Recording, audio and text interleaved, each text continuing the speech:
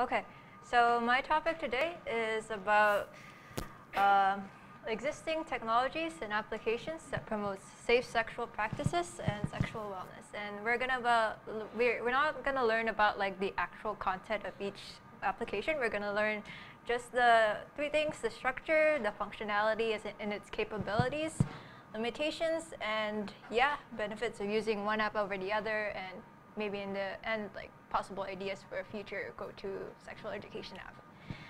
And this project was actually inspired by my favorite site called Pornhub, and I was really excited because, oh my gosh, like they're gonna come up with this sex ed app that's gonna be really inclusive to like all people, and everyone's gonna love their bodies. But when I looked at the site, it was still under development, and it's been like 2 years now since then.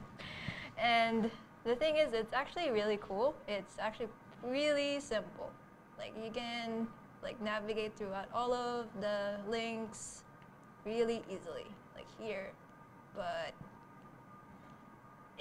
and it's also really responsive. Like you can put it on your phone, so if you're gonna have a sexy time with someone, you can just like pop it out and yeah, look at it really discreetly. No one will know.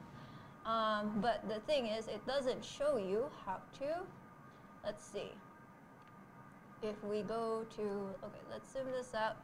And if we go to, yeah, Q&A. If it goes to Q&A. If not, I'll just go to here. Okay. So if you go to the Q&A, it doesn't have many images or videos or GIFs. And I tried to look up how to like put on a condom or a dental dam. There was no GIF or video or image for that, and that's something that would be really useful for this. And yeah, that's not something that I would. Oh, sorry if I'm making you guys feel uncomfortable. I'll start closing down right now. Oh my gosh, sorry.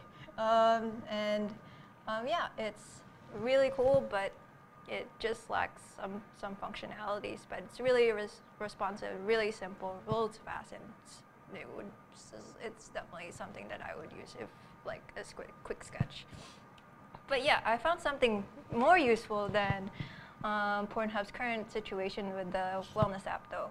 And it's called Juicebox, and if we look at here, is it here? Okay, cool.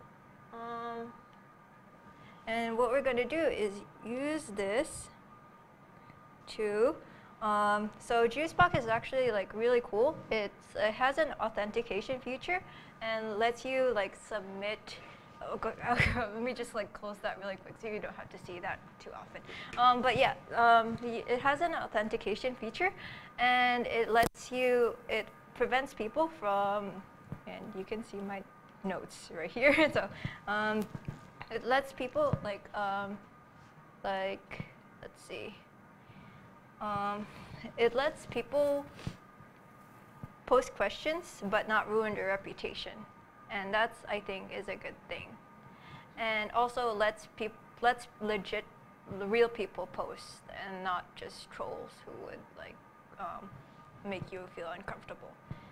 And I think it has two things. It has a reply, so you can reply to stories, but you cannot reply to stories because only people, sexperts, can reply to the questions. And I think that in itself is a good thing because it lets people take you seriously. But if you ask a question, like I am asking a question. Question about my puppy's sexuality.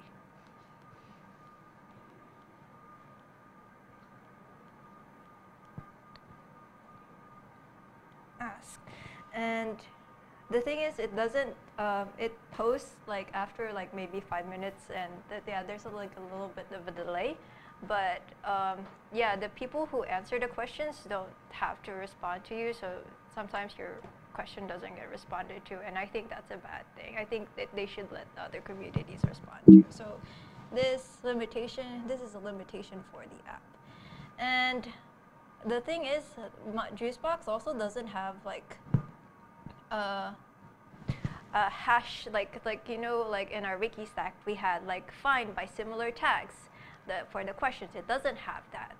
And what my Sex Doctor app does is like sorts a list of topics into categories, and you can just like go to it like a dictionary.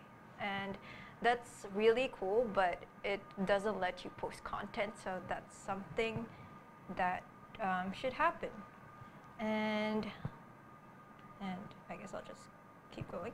And I guess these three things, the Pornhub's sexual wellness program, Juicebox, and my Sex Doctor, they're really good, but they don't have the thing that I mentioned earlier, which is GIFs and videos on how to put something on.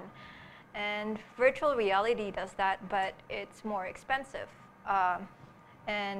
But it actually is actually really useful, because in actually two universities are actually like working on this, and they're trying to provide a really almost real virtual experience for women, so that they can ask like safe questions and like learn about domestic violence and what to look out for, red flags, and how to put on like birth control, like ask for birth control and like put on condoms or anything like that. And that's like something that's really useful. And also it's made to be like an interactive gaming, so it lets you know that sex is supposed to be fun, it's not supposed to be scary. And I think that's the virtual reality is really good for the theme of safety, and also really good for treating people who have been abused in the past.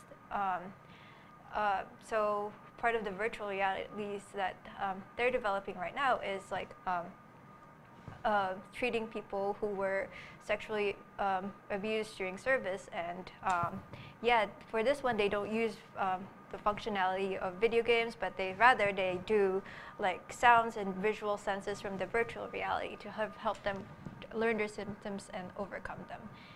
And safety does come at a cost, and there's a lot of apps that actually help you like learn circles, like prevent you from being sexually assaulted and promote safety. That's these apps.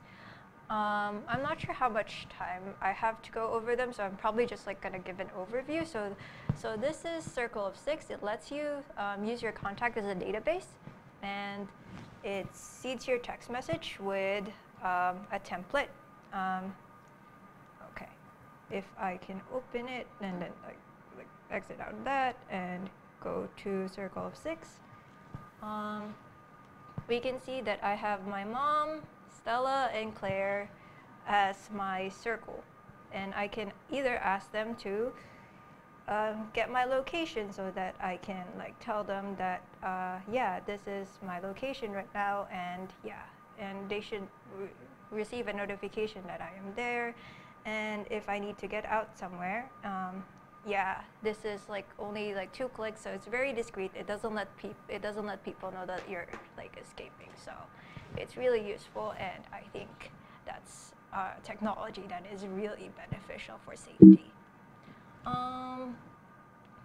And I guess to end with my presentation for today is actually to talk about a possible super app for sexual education and basically sexual wellness. And I think it should include the virtual reality that I was like talking about earlier, about like providing people with near real sexual experiences, and also combine Juicebox and MySD with the tags. It lets people ask questions anonymously. And I think it should also provide more like safety features that like Circle of Six, and also like provide STD tests, like locations to the STD centers, and also more importantly have the same kind of discreetness and responsiveness that the Pornhub website was trying to provide also. So I hope that this was like useful and informative to you. I tried to make it as serious as possible so it would be informative. But yeah, let me know if you have any questions. But yeah, that's it for me today.